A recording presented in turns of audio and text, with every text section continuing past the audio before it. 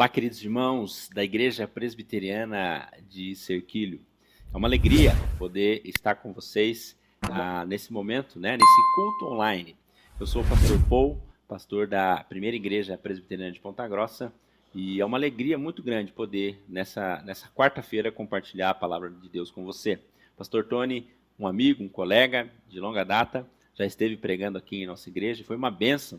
E nesse tempo de pandemia, de quarentena, nós decidimos aí trocar os nossos púlpitos virtuais, crendo que essa é uma ação, né, que vai enriquecer muito as nossas comunidades, vai ser muito rico para nós como igreja. Então é um prazer estar aqui.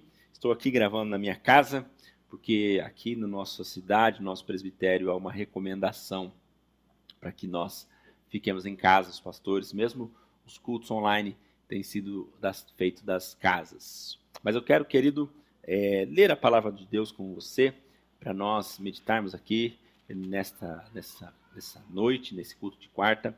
E eu quero ler com você o Salmo de número 120, que nos diz assim, Salmo 120, todo esse Salmo, diz assim: na minha angústia, clamo ao Senhor e Ele me ouve. Senhor, livra-me dos lábios mentirosos e da língua enganadora. Que te será dado, ou o que te será acrescentado, ó língua enganadora? Setas agudas do valente e brasas vivas de zimbro. Ai de mim, que peregrino em Meseque e habito nas tendas de Quedar, os que já há tempo demais que habito com os que odeiam a paz. Sou pela paz. Quando, porém, falo, eles teimam pela guerra. Vamos orar? Deus, em nome de Jesus, eu peço que o Senhor abençoe, Pai, esses irmãos que estão agora nos acompanhando aqui. Peço que o Senhor abençoe, Pai, essa igreja, que em nome de Jesus, Pai, eles sejam abençoados, Senhor, pela Tua palavra, que a Tua palavra, Deus, seja como uma semente boa, lançada em boa terra, Deus, para germinar, frutificar e gerar frutos. O Senhor abençoe o Teu povo, Pai, a despeito de mim, sou apenas um homem, que a graça do Senhor abundante, que o Espírito Santo do Senhor ministre com graça e poder e unção na vida, Deus, da sua igreja. Assim nós oramos em nome de Jesus. Amém. Que bênção nós podemos estar juntos aqui. E quero te fazer uma pergunta. Quando você precisa fazer uma viagem, uma longa viagem, quais são os métodos que você usa ou os recursos que você usa para se entreter no meio da viagem, né, enquanto você está viajando? Algumas pessoas podem baixar aí no seu celular ou no tablet as suas séries preferidas e assistir, né, enquanto viajam. Outras podem usar os seus sistemas de streaming, né, serviço de streaming para ouvir músicas. Baixam também as músicas e ouvem, né, suas playlists preferidas. Outros ainda podem, de repente, ler livros enquanto estão viajando. Outros podem preferir dormir. Outros podem preferir olhar pela janela e apreciar a paisagem. E outros, quem sabe, podem apreciar, cantar junto com todos aqueles que estão viajando. Bom, querido, o Salmo 120 é o primeiro salmo daqueles salmos que estão catalogados na Bíblia como cânticos de romagem. Esses salmos, eles eram cânticos, na verdade, e poemas que eram entoados pelos peregrinos judeus que subiam até a cidade de Jerusalém para adorar no templo. Então, segundo a lei mosaica, segundo a lei de Moisés, os judeus deveriam, pelo menos 3 vezes ao ano, subir até a cidade de Jerusalém para adorar no templo, participar das festividades judaicas. E esses salmos, então, eram entoados por essas pessoas que viajavam. E essas viagens não eram feitas de carro, né, e de ônibus, mas essas viagens eram feitas a pé. As pessoas viajavam, vinham de vários lugares de Israel e até fora de Israel e juntavam-se em grandes grupos e iam viajando. E essa viagem era uma viagem perigosa, querido. Tinha alguns perigos, o caminho era perigoso, o caminho era acidentado. Próximo a Jerusalém, o caminho é íngreme, Jerusalém está no cume da montanha, então o caminho era perigoso, o caminho era íngreme. Também havia o perigo, o risco de você se deparar com ladrões que ficavam ali à espreita, esperando viajantes desatentos para atacá-los. E ainda havia o risco de animais selvagens, animais ferozes que poderiam atacar os viajantes durante a viagem. Então, era uma viagem perigosa, mas era uma viagem feita com muita alegria. E os cânticos de romagem, eles trazem assim vários sentimentos que fazem parte da vida humana. Então eles falam de angústia, eles falam de lamento, eles falam de esperança, falam de alegria, falam de dor, falam de confissão de pecado, falam da queda, enfim, vários sentimentos que fazem parte do da nossa vida como seres humanos. E os peregrinos então iam com famílias inteiras, acampavam ali na beira da estrada e iam viajando. Essa viagem durava dias e eles se entretinham ou se distraíam cantando essas canções. E aqui, querido, o Salmo 120, então, é o primeiro salmo dessa lista, né, do 120 até o 134. E o que nós podemos aprender aqui? Eu quero responder com você duas perguntas, tá bom? A primeira é, qual era a situação do salmista? O que estava acontecendo com ele? Né? E a segunda pergunta é, o que nós podemos aprender com isso? E a situação do salmista, querido, vai nos trazer aqui um contexto de bastante aflição. Quero te perguntar, você já foi alvo de calúnia? Você já sofreu, querido, com palavras mentirosas sendo proferidas contra você? Você já foi alvo, querido, de testemunhos falsos, né, de gente tentando destruir a sua imagem? Pior, você já foi alvo de pessoas falsas que usaram palavras mentirosas com você para te bajular, para te enganar, e por trás, né, pelas suas costas, essas pessoas atacam você e falam mal de você e usam palavras para tentar destruir você. Querido, é exatamente esse o contexto do salmista. O salmista estava passando por um momento, digamos assim, de um bullying, né? Ele estava sendo atacado com palavras mentirosas, e ele estava sendo atacado por pessoas falsas que se aproximavam dele, bajulavam ele, mas na verdade não queriam o seu bem. E ainda ele diz que ele busca a paz, mas eles não querem a paz. Versículo, ali no versículo 2, ele diz assim, Senhor, livra-me dos lábios mentirosos e da língua enganadora. Ali no versículo 1, ele diz assim, na minha angústia eu clamo ao Senhor. O salmista estava angustiado, querido. E aqui, a palavra angústia, lá na sua raiz, a palavra que aqui é traduzida por angústia, se nós formos buscar no original hebraico, lá a sua raiz, ela vai trazer o sentido de estar aprisionado ou estar preso numa jaula. Querido, alguém que sofre de assédio moral ou de bullying se sente exatamente assim, numa jaula, numa prisão, se sente preso, né? Se sente assim impotente diante daquilo que está acontecendo consigo. E esse era o sentimento do salmista. Ele estava se sentindo preso, angustiado, né? Amargurado. Ele diz aqui, né? Eu sou pela paz, mas eles não querem a paz, eles teimam pela guerra.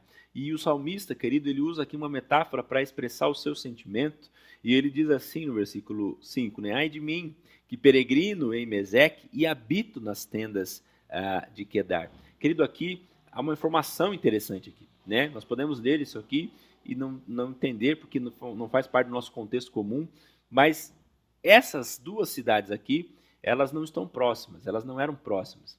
As duas cidades eram distantes, não estavam próximas e não eram próximas de Jerusalém ou de Israel. Então a cidade de Meseque estava ao norte, situada na Ásia Menor e habitada por um povo pagão. A cidade de Quedar ficava na Arábia e lá também era habitada por um povo pagão. E este povo pagão que habitava lá em Quedar é uma tribo muito hostil e sempre preparada para a guerra, para atacar. Então essas duas cidades, queridos, estavam longe uma da outra e estavam longe de Israel. Era impossível ou improvável que alguém pudesse habitar em Jerusalém ou habitar em Meseque e peregrinar em Quedar. O que ele está dizendo aqui? Ele se sentia tão angustiado, que o salmista se enxergava como um estrangeiro no meio de um povo que odeia o estrangeiro. Ele se sentia como alguém que está fora da sua terra, no meio de um povo hostil. Era exatamente assim que ele estava se sentindo. Já se sentiu dessa maneira, querido? No meio dos seus, no meio do teu povo, se sentiu menosprezados, parece que você não era daquele grupo. E era esse o sentimento do salmista. Embora aquelas pessoas fossem povo, né, do mesmo povo do povo, né, povo dele, né, pessoas que eram do seu sangue, da sua linhagem, eram a sua nação, mas ele se sentia como um estrangeiro que estivesse lá na cidade de Quedar, por exemplo, que era habitada por uma tribo hostil. Ele estava angustiado. Então, respondendo à primeira pergunta, querido, o salmista estava profundamente angustiado, se sentindo preso, humilhado, como alguém que habita, querido, né, numa terra onde o estrangeiro é hostilizado. Mas quais as lições que nós podemos aprender aqui? E a primeira lição, querido, que o salmista nos traz, ele diz assim: na minha angústia eu clamo ao Senhor. Querido, às vezes nós podemos enfrentar momentos de angústia e não clamar ao Senhor. Você já viu isso acontecer?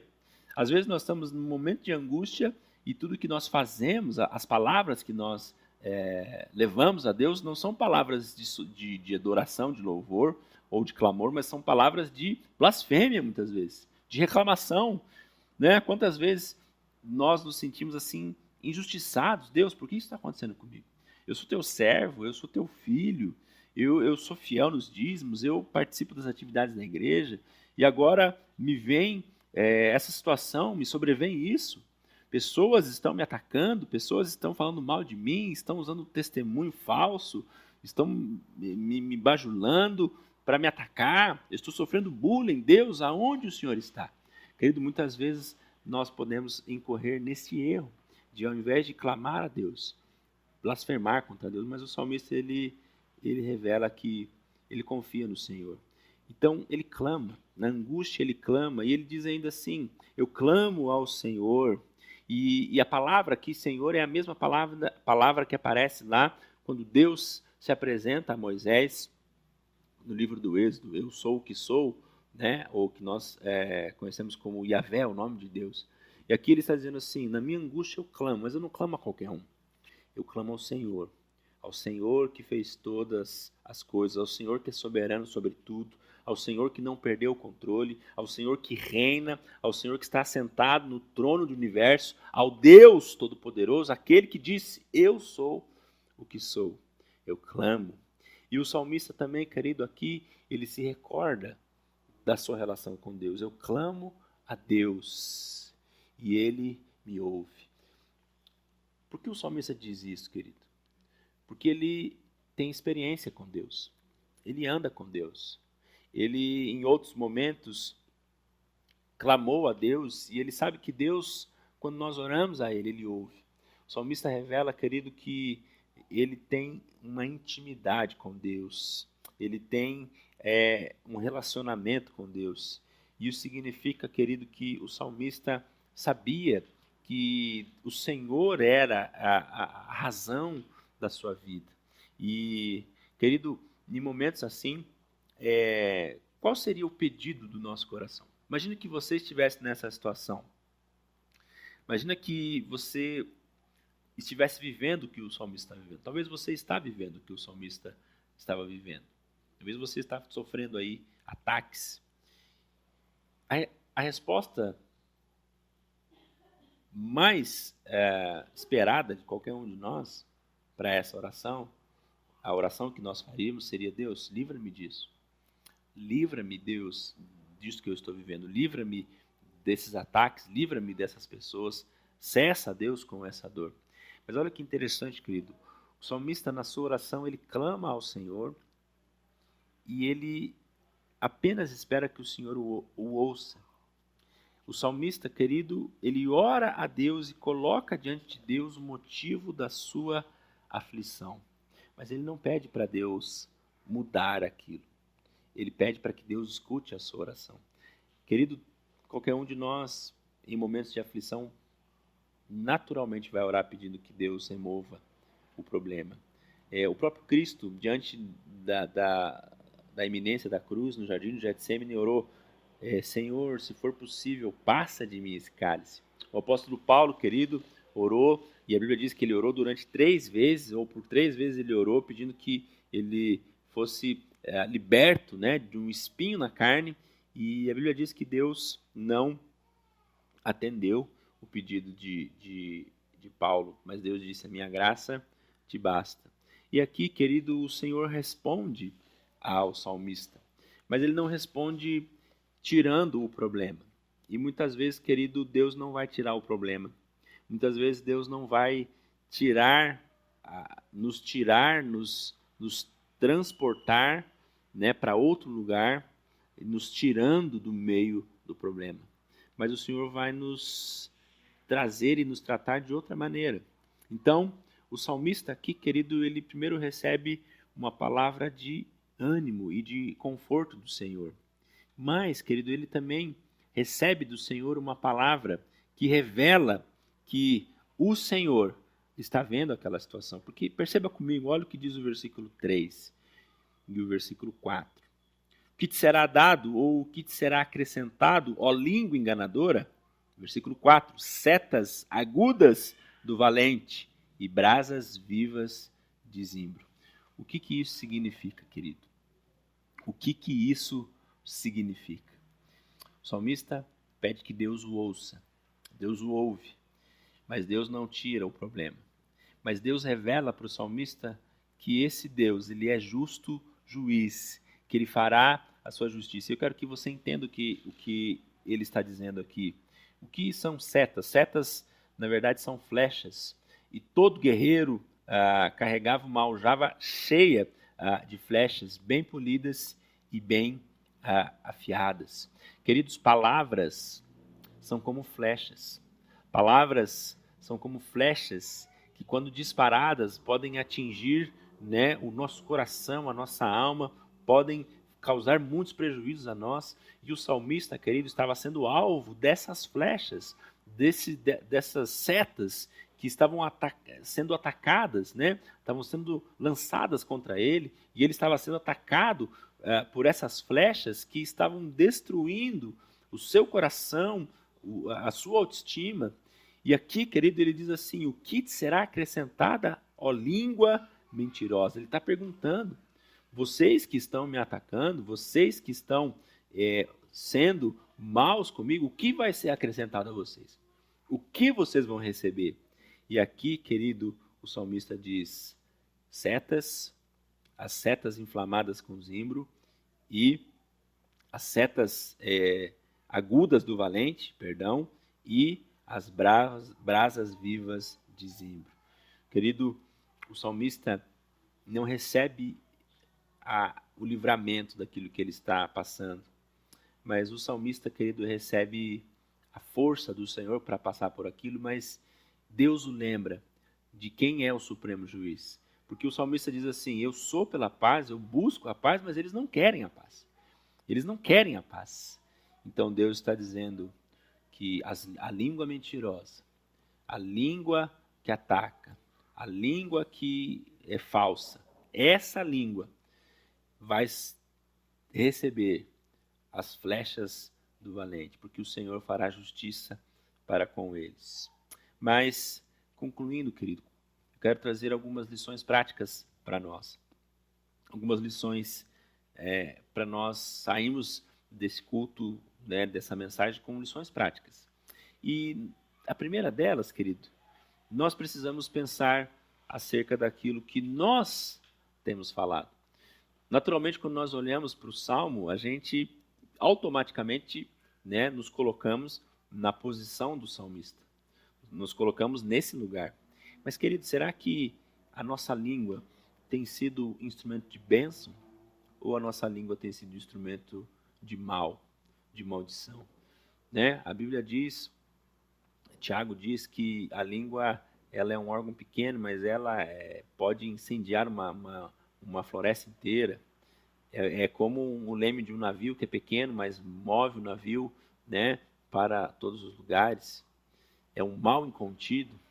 Querido, a primeira pergunta é, como anda a sua língua? Será que há palavras de bênção, palavras de amor, palavras verdadeiras? Será que há palavras que revelam que Jesus é seu Senhor? Ou será que nós temos permitido que a nossa boca sirva de instrumento de maledicência, de crítica, de mal, de ataque? Por isso, querido, a primeira lição prática é: eu preciso pensar como eu tenho usado a minha língua. Mas a segunda lição prática, querido, é: diante da difamação, não se defenda, não devolva o mal com o mal. Querido, se há pessoas que estão atacando você, se há pessoas que estão usando de setas para atacar o seu coração, não gaste tempo tentando se defender. Lembre-se que você é filho do rei, você é servo do Senhor. E o próprio Deus, querido, é quem está cuidando de você. O próprio Deus, ele é quem vai trazer a justiça no tempo certo. Por isso, não devolva o mal com o mal. Em terceiro lugar, querido, não deixe que o ressentimento guie você. Não deixe que a amargura e o ressentimento tome o seu coração. Porque uma pessoa que não consegue se livrar do ressentimento é alguém que conserva no seu coração o mal e permite que as flechas inflamadas se tornem ainda mais efetivas no seu coração. Por isso, querido, não permita que o ressentimento e a amargura guiem o seu coração. Mas todas as vezes que você se sentir aflito, angustiado, preso numa jaula, faça como o salmista: na minha angústia eu clamo ao Senhor e Ele me ouve. Leve diante do Senhor, querido, aquilo que está no seu coração. Mas, finalmente, a última lição prática: lembre-se, querido, que nem sempre Deus vai responder a oração da maneira que nós queremos. Nem sempre Ele vai tirar do nosso caminho os problemas. Mas todas as vezes que Ele não tirar o problema do nosso caminho, Ele vai nos conceder força, Ele vai nos conceder graça. Às vezes nós vemos situações difíceis e pessoas que passam por momentos dramáticos e olhamos para aquelas pessoas naqueles momentos e percebemos que aquelas pessoas estão muito fortes. E essas mesmas pessoas, depois que passam por todo aquele momento dramático, olham para trás e se perguntam: da onde eu tirei tanta força? O Senhor é quem nos concede força. Que Deus te abençoe, querido, que Deus abençoe você, a sua casa, a sua família, que nós, todos nós, tenhamos palavras de vida, de bênção, de salvação nos nossos lábios, e não palavras de mal. E se você tem sido atacado, querido, lembre-se: o Senhor é quem te guarda, o Senhor é quem luta por você. Não permita que as mentiras que estão sendo faladas sobre você se tornem rótulos sobre você. Você é amado por Jesus, você é filho, de Deus, salvo pelo sangue de Jesus. Por isso, querido, prove dessa liberdade que Jesus nos dá. Vamos orar? Deus, obrigado, Pai, por esse tempo que nós pudemos aqui ler e estudar a Tua Palavra. Quero pedir, Pai, por todos os meus irmãos que agora estão vendo essa filmagem, vendo esse culto, que a bênção do Senhor esteja sobre eles, Pai. E se porventura, Deus, há pessoas que têm vivido dias difíceis, que têm se sentido angustiadas, assim como o salmista estava, Deus, sentindo presos em jaulas, que em nome de Jesus o Senhor possa ministrar no coração desses irmãos, trazendo vida, trazendo paz, trazendo a paz que excede o entendimento, trazendo, Deus, a cura e a libertação. Assim nós oramos, abençoando, Deus, a igreja do Senhor da cidade de Serquilho. Oro assim, em nome de Jesus. Amém. Amém, queridos. Deus abençoe e foi muito bom poder estar com você aqui neste culto online. Um grande abraço e até a próxima.